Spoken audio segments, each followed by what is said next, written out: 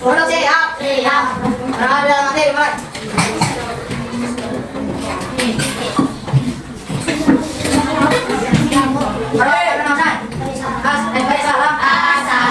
Assalamualaikum warahmatullahi wabarakatuh. Selamat pagi. Pagi, Allahu Akbar. Selamat pagi. Pagi, Allahu Akbar. Kita absen dulu ya. Kelipatan 5 berdiri. Iya, Pak. Dan jangan bicara ya. Gak ada absen.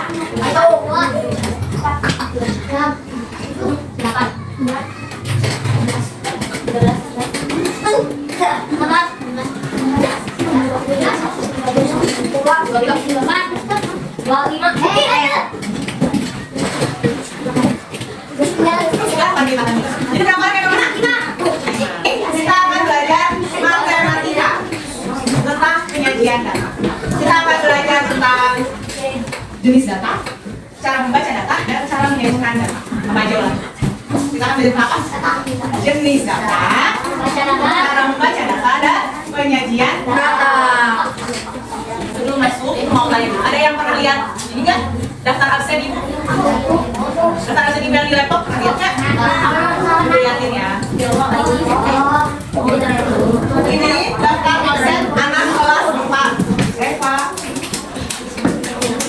Data ini bentuknya tabel. Data ini namanya tabel. Nanti dari data ini bisa ibu bikin diagram, diagram batang, diagram gambar, atau diagram lingkaran. Ini dua ya. Baru kita sekarang lihat. Oke, dulu tentang penyajian data. Kita hari ini akan membuat tabel, membuat diagram gambar, dan membuat diagram batang. Penyajian data. Kita harus tahu dulu ya, data itu apa? Data itu adalah informasi yang kita kumpulkan dari orang-orang sekitar. Data itu ada dua, ada data primer dan data sekunder. Data primer, data yang dikumpulkan sendiri secara langsung dari objek. Kayak saya nanya, kalian ukuran sepatunya berapa? Itu ibu mendapatkan data primer. Misalnya, dalam ukuran sepatu 98, Doni 36, itu namanya data primer, karena ibu langsung bertanya, ibu langsung melakukan wawancara. Kalau data sekunder itu data yang diperoleh atau dikumpulkan dari hasil wawancara dengan orang lain. Saya Sakila, coba tanya ke teman-teman ya, apa makanan favorit mereka? Nah, ibu nggak ikut wawancara. Sakila yang wawancara, Sakila yang makan ibu, itu namanya data sekunder. Jadi kalau data primer didapatkan langsung, kalau data sekunder itu didapatkan secara tidak langsung. Paham? Penyajian data bisa dalam bentuk apa aja? Bisa dalam bentuk tabel, diagram gambar atau piktogram, diagram batang, diagram garis, dan diagram lingkaran. Tapi hari ini kita cuma belajar tabel, diagram gambar, dan diagram batang. Garis dan lingkarannya belum ya, nanti. Ini adalah contoh penyajian data dalam bentuk tabel. Data banyak siswa SD unggulan. Ini kelasnya, yang ini jumlah siswanya. Kelas 1 ada berapa? Kata nggak? 36. Kelas 2 ada berapa? 22. Kelas 3 ada berapa? Oke. Sampai kelas 6 ada berapa? 200. Kelas 6 ada berapa? 30. Jumlah seluruhnya? 200. Jumlah ini adalah jumlah seluruh siswa dari kelas 1 sampai kelas 6 ya. Kalau ini namanya diagram gambar atau kita sebut piktogram. Diagram gambar biasanya bentuknya gambar. Kalau tadi kan bentuknya angka ya. Kalau ini bentuknya gambar. Ini adalah data nilai siswa. Yang nilainya 75 ada 2 gambar. Tapi kalau gambar yang besar ini mewakili 2 siswa. Kalau gambar kecil mewakili 1 siswa. Yang 75 ini ada berapa siswa? 4. 4. Nih, yang besar ini mewakili 2 siswa. Yang kecil mewakili 1 siswa. Ini besar atau kecil? Besar. Berarti yang ini 2, yang ini 2 ya? Jadi ada berapa? 4. Yang 80 ada berapa anak? 4. Yang 85 ada berapa anak?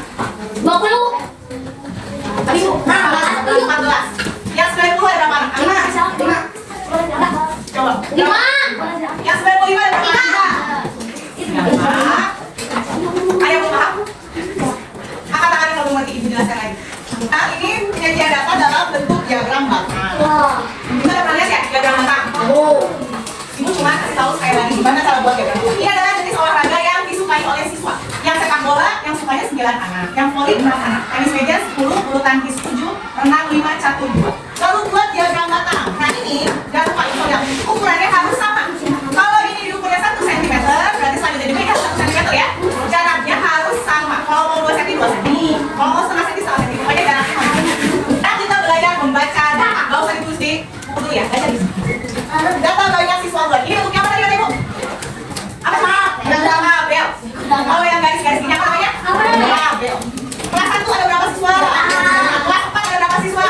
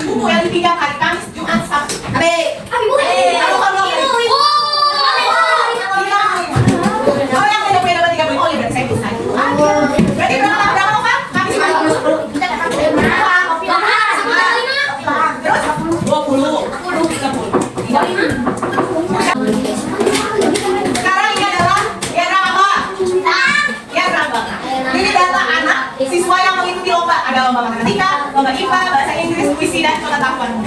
Mulai dulu. Yang ikut lomba